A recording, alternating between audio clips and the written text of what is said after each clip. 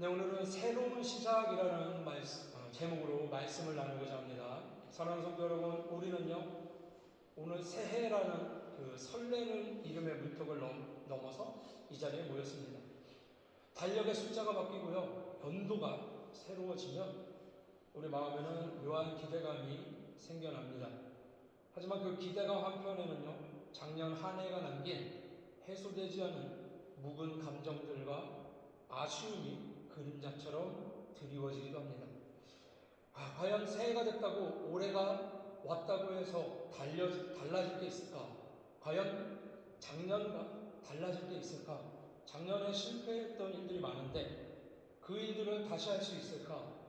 우리는요, 늘 완벽한 상태에서 새해를 맞이하고 싶어하고 계획을 많이 하지만 실상은 상처 입은 마음, 해결되지 않은 문제, 여전히 부족한 내 모습 그대로 시작할 때가 많이 있어요.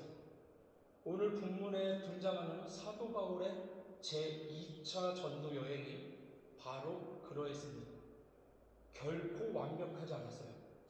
오히려 갈등과 좌절로 가득했던 그 바울의 이야기를 통해서 하나님께서 우리에게 허락하시는 진짜 새로운 시작의 의미가 무엇인지 함께 나누어 보고자 합니다. 사도 바울의 그 1차 전도 여행은요, 생각해보면 굉장히 성공적이었습니다. 교회 파송 선교의 시작이었고요. 이방인 선교의 실질적인 출발점이었고요. 복음의 능력과 고난의 현실을 동시에 보여줬어요. 그리고 생긴 지 1년밖에 안 된 안디옥 교회가 다른 교회들을 위해서 선교원금, 구제헌금을 한 것도 있고요. 또 교회 개척과 제자 양육의 균형을 제시했고요. 초대의 교회의 신앙 논쟁을 촉발한 또 역사적인 전환점이기도 했어요. 이제 이방인들이 예수를 믿을 때 어쨌든 들어왔으니까 할례를 받아야 되냐 안 받아야 되냐 이런 할례 논쟁들이 있었죠. 자, 그런데 이렇게 1차 전도 여행을 잘 마친 바울은 1차 전도 여행에서 끝. 이제 선교 안 해. 이 정도면 됐어 하지 않았어요. 거기서 안주하지 않았습니다. 오늘 본문의 시작을 보면 불과 며칠 후에 바로 2차 전도 여행을 가기로 결단합니다. 바나바에게 제안을 했어요. 동기는 굉장히 설렜죠. 우리가 세웠던 교회에 우리가 갔던 지역의 사람들이 예수를 영접한 사람들이 지금 어떠한지 우리 한번 다시 방문해서 체크해보자. 영혼을 향한 사랑의 마음이 가득했습니다. 하지만 이 2차 전도 여행의 시작이요, 아름답지 않았어요. 이 거룩한 계획은 예상치 못했던 복병을 만납니다. 바로 마가 요한이라는 사람을 둘러싼 갈등이에요. 위로의 아들이라 불리던 바나바가요, 실패했던 마가에게 한 번 더 기회를 주자라고 했습니다. 하지만 원칙 중심의 바울은 1차 여행 때 중도 포기했던 마가를 신뢰할 수 없었습니다. 성경은 이 상황을 뭐라고 말씀하냐면 심히 다투어 피차 갈라서니라고 합니다. 세게 다투고 어차피 갈라서게 됐다, 이런 얘기죠. 아주 솔직하게 기록을 했어요. 여러분, 복음의 전도자들이요, 이렇게 싸워도 될까요? 최고의 동역자였다고 그렇게 불렸던 두 사람이요, 이 갈라서는 장면, 그것도 전도를 앞두고 갈라서는 장면, 결코 이상적인 모습이 아니에요. 하지만 이것이 어떻게 보면 우리들의 현실이죠. 새해를 맞이하는 우리의 출발선도 마찬가지일 거예요. 여전히 풀리지 않는 내 주변의 인간관계에 대한 그런 앙금들, 과거의 실패로 인한 서로에 대한 불신, 그리고 나 자신에 대한 불만족감, 실망감, 이런 것들이 있겠죠. 우리는요, 흔히 내 안에, 그리고 내 주변의 모든 문제와 환경들이 해결되어야 새로운 시작을 할 수 있다라고 믿습니다. 그러나 하나님은요, 완벽한 상황이 아니라 우리의 연약함과 갈등이 노출된 그 지점에서부터 당신의 일을 시작하십니다. 오늘 본문 40절을 우리 한번 보겠습니다.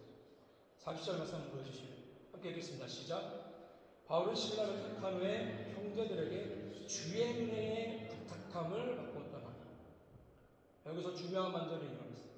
바나바와의 관계는 이미 깨졌습니다. 선교 팀이 분열됐어요. 인간적인 관점에서는 실패한 출발이죠. 그런데 안디옥 교회 형제들이요, 그들을 정죄하거나 비난하거나 대신 어떻게 했냐면 바울과 신라를 주의 은혜에 맡겼습니다. 교회 성도들. 여러분, 이게 복음의 핵심이에요. 새로운 시작은 내 능력이나 완벽한 계획 위에서 세워지는 게 아니라 하나님의 은혜라는 기초 위에 세워지는 거예요. 여러분에게 혹시 아직도 뭐 작년에 상처가 있습니까? 인간관계에 대한 갈등이 있습니까? 그런 잔재가 남아 있습니까? 그 모든 것을요, 하나님의 손에 한번 맡겨보십시오. 우리가 자기 자신을 포기하고 주의 은혜의 모든 것을 맡길 때 비로소 진짜 2차 전도여행, 즉 새로운 인생의 장이 열리게 되는 거예요. 생각해보면요, 바울의 1차 전도여행 엄청 놀라운 기적의 연속이었습니다. 그런데 냉정하게 돌아보면 한계점이 분명히 있었어요. 마가 요한의 중도 이탈에서 볼 수 있듯이 그 동역의 구조가 단단하지 못했고 교회를 세우는 데 급급해서 다음 세대를 준비하는 일에 미흡했습니다. 그것은 실패라기보다 더 큰 그릇을 만들기 위한 미완성의 단계였어요. 정말로 우리들의 모습과 많이 닮아 있습니다. 신앙의 여정에서 우리가 가장 마주하는 가장 당혹스러운 순간들을 한번 생각해 보세요. 그게 뭐냐면 여전히 선한 목적을 갖고 있는 교회 공동체, 성도들 사이에서 발생하는 갈등의 문제일 겁니다. 사도행전 15장은요, 우리에게 충격적인 장면을 분명히 보여줬어요. 초대교회의 위대한 기둥이었던 두 사람, 바울과 바나바가 마가 요한의 동행 여부를 하나를 놔두고 심히 다투어 피차 갈라서게 됩니다. 결국 바나바는 어떤 선택을 합니까? 마가를 데리고 키프로스로 갑니다. 구브로로 가고, 바울은 실라를 데리고 수리아와 길리기아 지역을 가요. 이 사건 이후에 사도행전에는요, 바나바라는 이름이 더 이상 등장하지 않습니다. 누가는요, 바울과 바나바 이 두 사람이 다시 만났을 수도 있지만 만났다면 분명히 기록을 했을 거라 생각을 합니다. 두 사람이 다시 만났다는 서술을 사도행전에서 하지 않아요. 인간적인 시각에서 이 장면은요, 선교 사역의 위기이자 성령 충만했던 공동체에 일어나지 말았어야 하는 오점처럼 보이죠. 그러나 여러분, 이것은 잘 보면 역사의 주관자이신 하나님의 관점에서 이 사건은요, 분열이 아닌 확장이었어요. 그리고 단절이 아니라 성숙을 위한 단계였습니다. 왜냐하면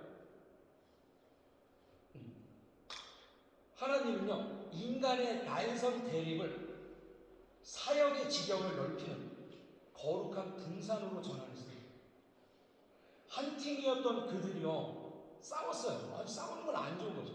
근데 결과적으로 어떻게 됐냐면 둘로 나뉘니까 선교의 길이 2배가 됐어요. 바나바는 마가를 데리고 구브로 섬으로 가고, 바울은 실라를 택해서 수리아와 길리기아 지역으로 갔습니다.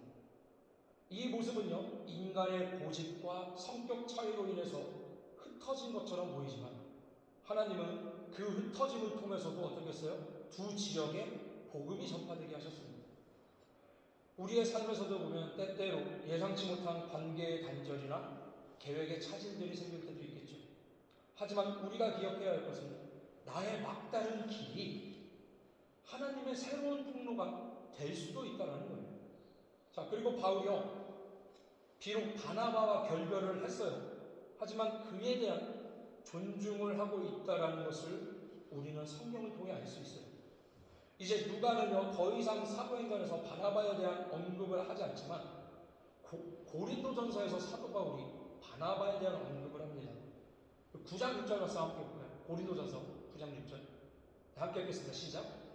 어찌 나와 바나바만 일하지 아니할 권리가 없겠느냐. 이게 그 부정어의 연속이라 어렵죠. 자, 이게 무슨 말씀이냐. 여러분, 이 편지가요, 사도 바울의 2차 전도 여행 이후 3차 전도 여행 중에 고린도 교회의 성도들에게 첫 번째로 쓴 편지라고 알려져 있습니다. 그러니까 지금 시점보다 훨씬 이후에 작성이 된 거죠. 자, 저 본문의 내용이 뭐냐면 쉽게 말하면 이런 얘기예요. 사도 바울은요, 복음을 전하는 사람, 선교 활동을 하는 사람, 즉 사도의 역할을 하는 사람은 교회에서 선교비를 지원받을 권리가 있다라고 이야기를 하고 있습니다. 당시에 어땠냐면 고린도전서 9장을 보면 나타나지만 예수님의 형제들, 야고보를 비롯한 예수님의 친형제들이 있었어요. 당시 예수님의 형제들이랑 베드로를 비롯한 사도들은요 선교원금을 받고 결혼도 하고 그랬습니다. 하지만 바울과 바나바는 그러지 않았어요. 그리고 어떻게 했어요? 직접 일을 했어요. 사도 바울은 텐트 메이커로 알려져 있죠. 그래서 고린도 교회에는 두 부류의 사람들로 나뉩니다. 먼저는 이런 사람들이에요. 왜 바울은 직접 돈을 벌어야 돼?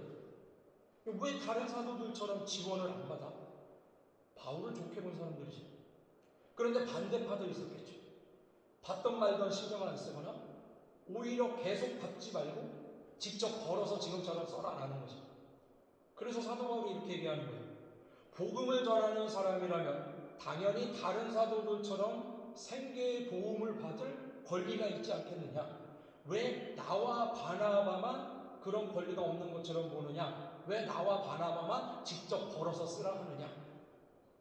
이 고린도전서 9장의 본문의 핵심 포인트는 이거예요. 사역자도 정당한 보상을 받을 권리가 있다. 나도 사역자다, 사도다. 바울과 바나바는 그 권리가 없어서 행하지 한 게 아니라 복음을 방해받지 않기 위해서 일부러 그 권리를 내려놓은 거다. 즉 나와 바나바는 권리가 없다고 할 수 없다. 선교헌금을 마땅히 받을 권리가 있지만 교회를 너무 사랑하는 마음 때문에 사용하지 않았다 라고 말하면서 사도 바울이 자기 얘기를 하면서 바나바까지 챙겨준 거예요. 자, 그리고 두 번째, 다음 화면 한번 보여주실래요? 이게 왜 거룩한 분산이고 확장이냐면 하나님이요 이 갈등의 시간을 통해서 또 다른 한 청년을 위대한 지도자로 빚어내거든요. 자, 바울이 선교여행 가서 누굴 만납니까? 루스드라에서 디모데를 만납니다. 그는 성경을 보니까 칭찬을 받는 청년이었습니다. 하나님은요 바나바를 잃은 사도 바울에게 디모데라고 하는 다음 세대의 리더를 붙여주셨어요. 이를 통해서 바울의 사역은 더욱 견고해집니다. 혼자서 했던 사역이요 이제 팀으로 하는 사역으로, 또 열정만 앞서는 사역에서 후대를, 제자를 키우는 사역으로 발전했습니다. 하나님은요 우리의 과거의 실패를 결코 낭비하지 않으세요. 예전에 겪었던 그 아픈 경험들, 작년에 겪었던 아픈 경험들, 그것들을 통해서 올해 우리가 더 성숙한 선택을 하도록 만드는 최고의 훈련 교재로 사용하신다는 거죠. 그래서 하나님 안에서 버려질 경험은 단 하나도 없습니다. 만약 바울이 바나바와 마가라는 그 익숙한 동역자들과 계속 동행했다면 바나바는 구브로로 갔죠. 그리고 먼저 사도 바울도 어떤 의도에서 얘기했어요? 우리가 갔던 데 둘러보면서 예전에 영접했던 성도들 챙겨보자. 그들의 갈등이 없었으면 바울도 구브로로 갔을 확률이 높아요. 그러면 디모데를 못 만났겠죠. 여러분, 하나님은요 한쪽 문을 닫으시면 분명히 피할 길을 내시고 다른 쪽 문을 여시는 분이에요. 바나바라는 거대한 산맥이 떠난 자리에 디모데라는 푸른 나무가 심겨졌습니다. 이렇게 하신 것은 다음 세대를 준비하신 하나님의 치밀한 전략이고 계획이었다는 거예요.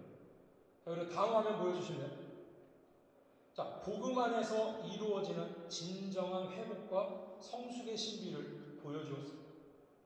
여러분, 이 드라마에서 가장 아름다운 반전이요 훗날 사도 바울의 고백에서 드러납니다. 사역 초기에 방금 전에 2차 전도 여행을 떠나기 직전에 바울이 마가를 보고 어땠어요? 신뢰할 수 없다 라고 했어요. 냉정하게 돌아섰습니다. 그런데 생애 마지막 감옥에서 디모데에게 쓴 서신을 보면 디모데후서 4장 11절 말씀 함께 봅니다. 제가 안 해왔나요? 안 써왔네요. 제가 읽을게요. 디모데후서 4장 11절에 사도 바울의 거의 마지막 편지거든요. 이렇게 써있어요. 디모데한테 쓴 편지죠. 마가를 데리고 와라. 그가 나의 일에 유익하다. 바울이요, 결국 시간이 흘러서 마가를 용납하는 법을 배웠고, 마가는 바나바의 격려 속에서 결국 사도 바울도 인정할 수밖에 없는 성숙한 조력자, 오히려 사도 바울한테 유익한 자로 성장했다는 거예요. 결국 마가는 바울에게 유익한 동역자라는 인정을 받게 됩니다. 하나님의 섭리는요, 단순히 일을 성취하는 데 그치지 않고 그 일을 수행하는 사람을 변화시키는 데 목적이 있습니다. 바울의 날카로웠던 그 감정들은요, 은혜로 부드러워지고, 마가가 복음 전도 중에 도망갔던 그 비겁한 마음은 복음으로 더 담대해졌어요.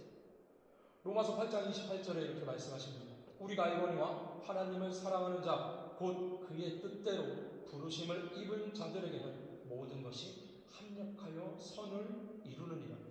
아멘.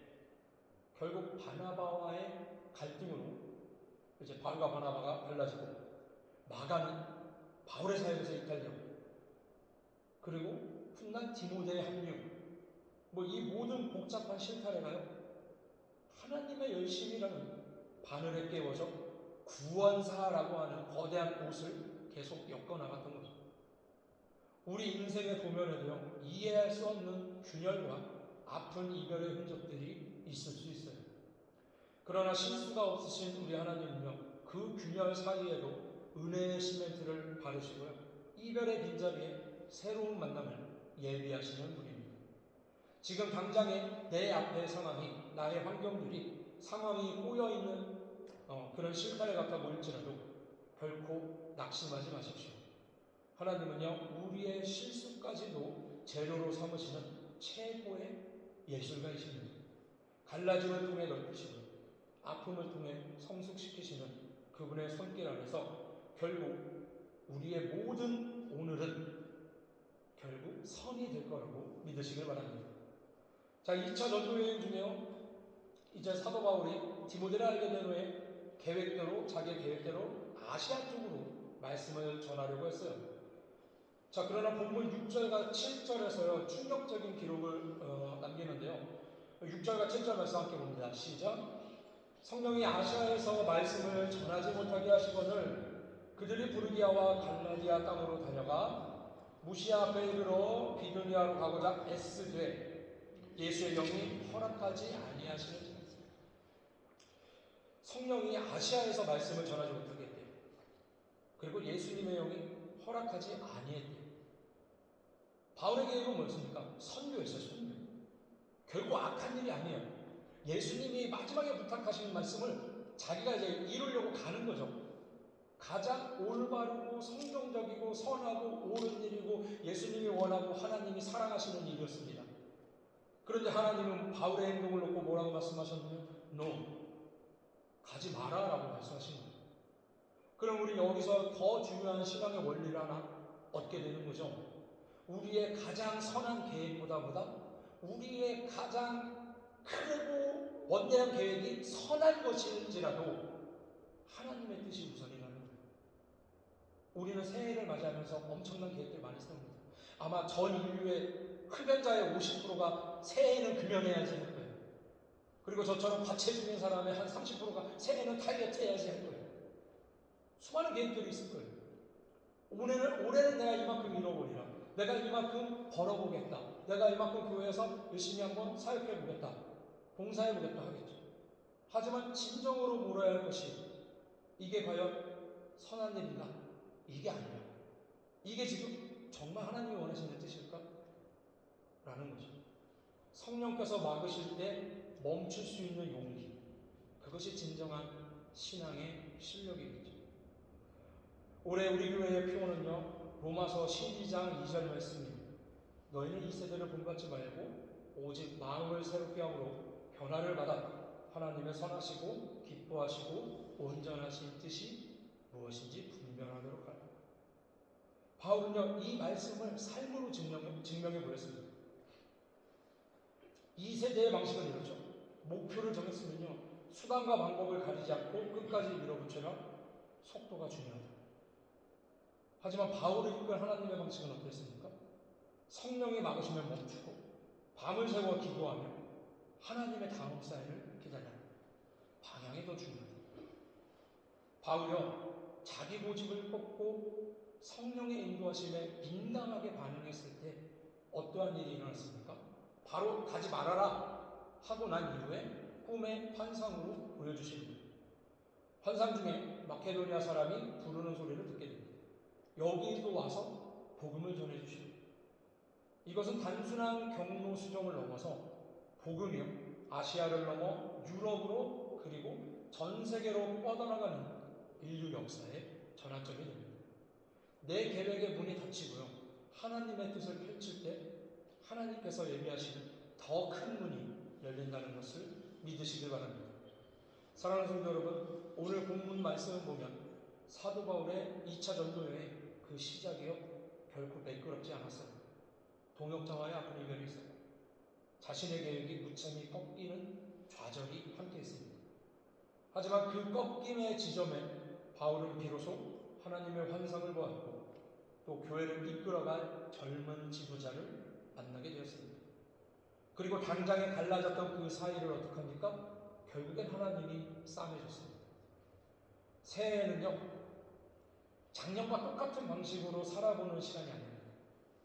여러분, 새해는 내가 주도하던 삶에서 하나님이 주도하시는 삶으로 전환하는 시간입니다. 혹시 여러분에게 작년에 그리고 인생에 실패가 있었다면 그 작년 안에 있었던 실패들은 결코 끝이 아닙니다. 그것은 하나님께서 여러분의 삶을 더 나은 방향으로 틀기 위해 허락하신 거룩한 전환점이라는 것을 잊지 마시길 바랍니다. 이제 말씀을 뵙겠습니다. 새해는요, 우리에게 질문을 던집니다. 당신은 과거의 방식, 이 세대의 방식을 고집하며 올해도 살아가겠습니까? 아니면 하나님의 뜻을 분별하며 순종함으로 시작하겠습니까? 여러분, 새로운 시작은 우리가 더 강해지는 게 아니에요. 오히려 더 낮아지고 더 예민하게 하나님의 음성에, 성령의 음성에 귀를 기울이는 것입니다. 하나님, 제 계획이 막힐 때 원망하기보다 하나님의 더 큰 계획을 기대하게 하옵소서. 사람들과의 갈등 속에서도 주님의 은혜에 온전히 나를 맡기게 인도하옵소서. 이렇게 고백하실 수 있기를 소망합니다. 이사야서 43장 19절에 이렇게 선포합니다. 보라, 내가 새 일을 행하리니 이제 나타낼 것이라. 우리가 멈춘 그곳에 하나님은 새 일을 시작하십니다. 이 한 해에 내 계획보다 크신 하나님의 손을 붙잡고 성령의 인도하심을 따라서 담대하게 걸어가는 우리 복된 성도님들이 다 되시기를 주님의 이름으로 축원합니다. 할렐루야.